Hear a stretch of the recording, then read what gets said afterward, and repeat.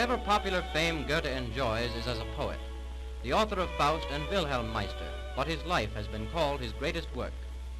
He was born in Frankfurt-am-Main, which in the middle of the 18th century was the metropolis of central Germany.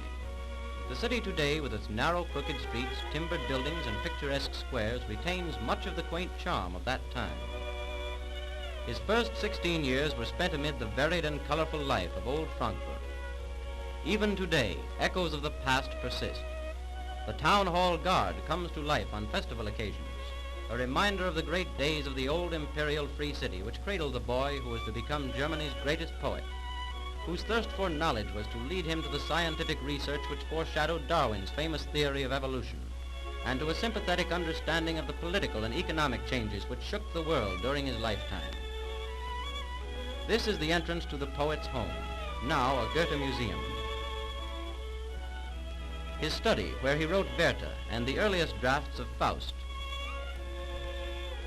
In Weimar, we touch the most vital and interesting period of his rich life. In his house he lived for 50 years. Invited by the Grand Duke Charles Augustus to be his advisor, Goethe joined the court of Weimar. With its beautiful castle, the far-sighted patronage of arts and letters by the Duke, and the increasing fame of Goethe, Weimar became the intellectual center of Germany. During this period, Schiller also lived in Weimar. In this house, a lasting friendship sprang up between the two great poets. Among Goethe's many activities, he became director of the court theater, later replaced by the present structure, before which stands a statue of Goethe and Schiller.